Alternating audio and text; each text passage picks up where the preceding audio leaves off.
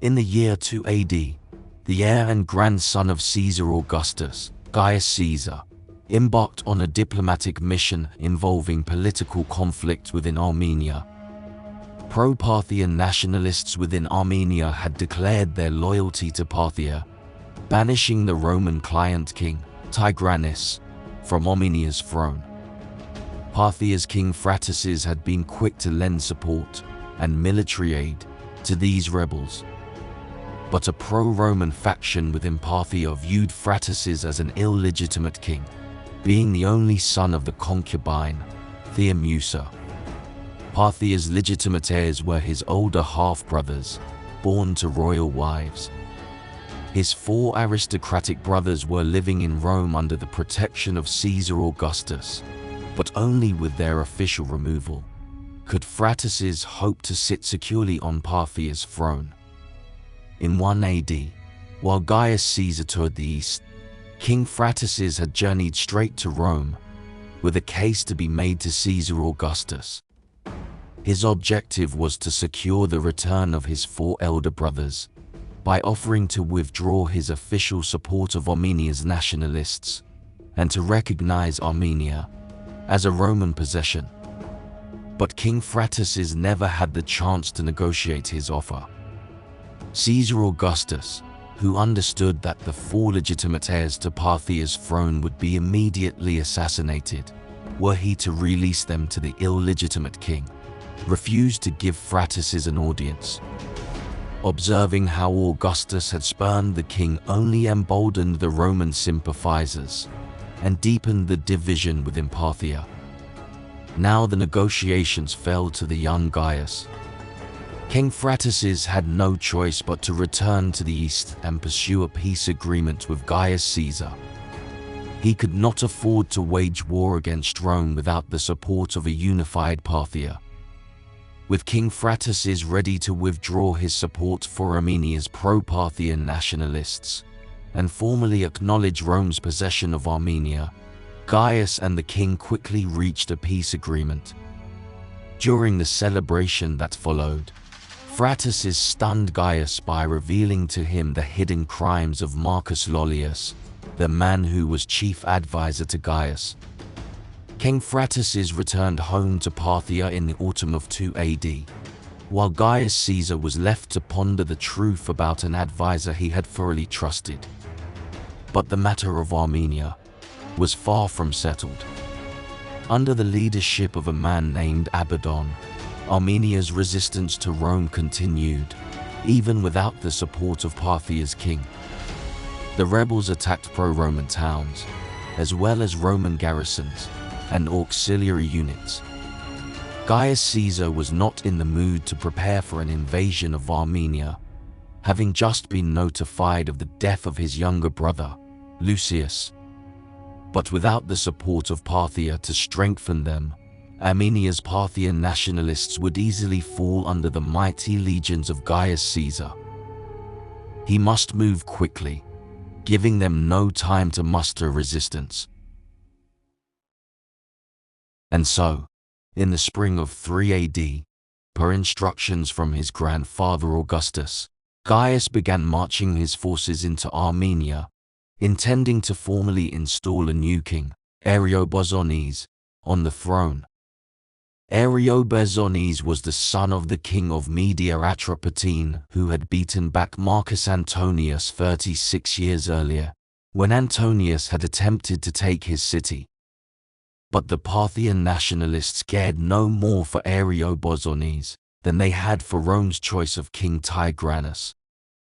2 Armenia's Parthian nationalists, both men were merely puppets of Rome. Joining Gaius Caesar and his wife, Livilla, on their journey into Armenia were Gaius's new chief advisor, Publius Sulpicius Quirinius, the military tribune, Velleius Paterculus, the praetorian, Aelius Sejanus, and King Juba of Mauritania. As Gaius's forces and the would-be king, Ariobarzanes, progressed into Armenian territory, they met only minor opposition from the nationalists, winning several early victories as they pressed forward. Finally, the legions of Gaius Caesar reached the town of Artagira. Because the town was swelling with rebel forces, it was chosen as their command base by Abaddon, their leader. The city was so well fortified that Gaius Caesar was forced to lay siege to Artagira. For many months, Gaius's legions surrounded Artagira, closing the city off from water sources, while simultaneously preventing the hunting, gathering, or smuggling in of nourishment or weapons from allies. Finally, around the 9th of September of the 3 AD year, Gaius Caesar received a message. Abaddon was ready to negotiate. The letter brought enticing promises to Gaius Caesar, knowledge of Armenian treasure hoards, as well as the truth regarding the secret agenda of Parthia's king Phraates. Upon meeting with his advisors, Gaius concluded that the hungry and thirsty rebels had finally lost heart. Abaddon's promise to reveal to Gaius the locations of Armenian treasure was the rebel leader's way of offering a large bribe to the Romans, hoping to bring the conflict to an end. And, just as King Phraates had shown good faith by revealing the crimes of Marcus Lollius, now Abaddon hoped to show good faith by revealing the secret plans of King Phraates. Protected by his personal bodyguard, Gaius Caesar entered into the town of Artagira, where he met with Abaddon and several of the rebel leaders. Abaddon immediately passed an important scroll to Gaius Caesar.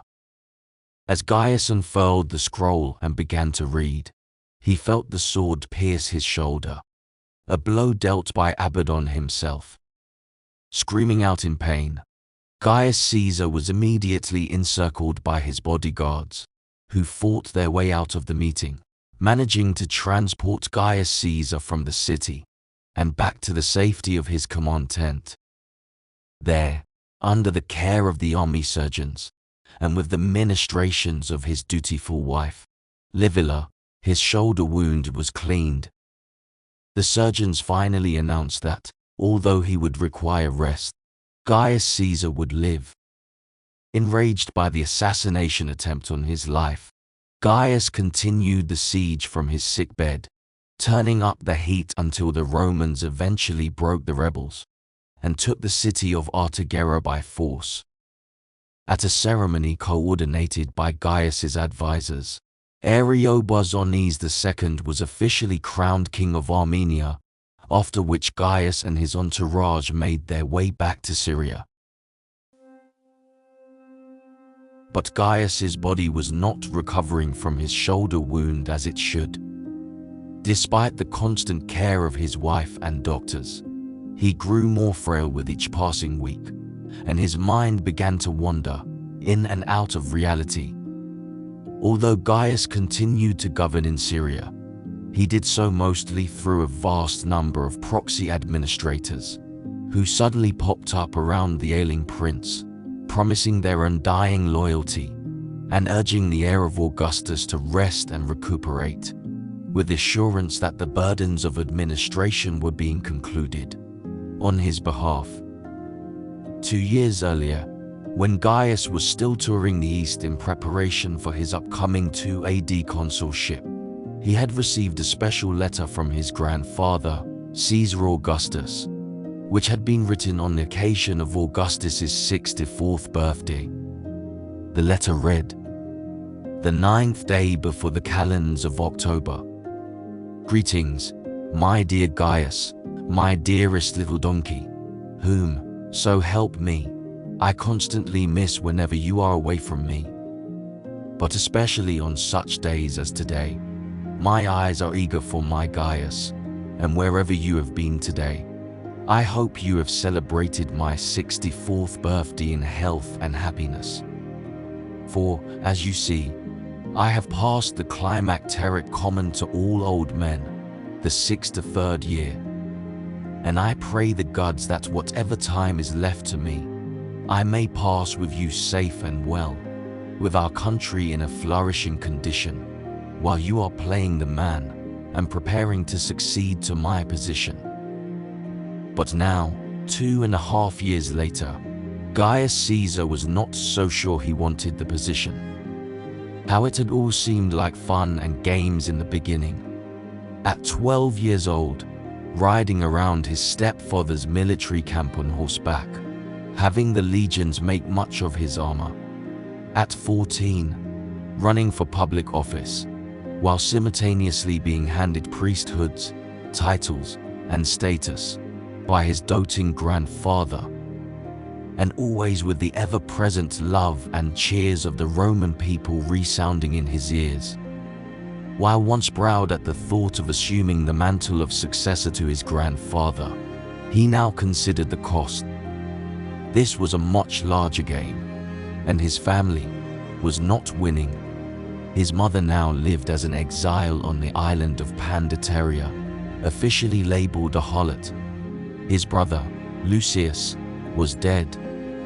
He, himself, had been so easily manipulated by Marcus Lollius, naively believing that his stepfather wanted to kill him, and failing to notice that Lollius was engaging in criminal acts behind his back. But most surprising of all, after being brutally attacked, in spite of the universally accepted safety protocols of Apollo, Gaius Caesar was coming to understand his stepfather Tiberius and his seemingly paranoid nature. Taking out his own parchment and read, Gaius penned a letter to his grandfather. The heir of Augustus begged to be relieved of his duty and wholly exempted from public life. He no longer wanted to command an army. He no longer wanted to succeed his grandfather. Gaius Caesar wished to retire to a quiet and private life. His only desire was to be out of the way. Augustus Caesar presented his grandson's heartfelt request to the Senate, where he formally agreed to exempt his grandson from public life, on the condition that Gaius return to Rome. Augustus knew the dangers.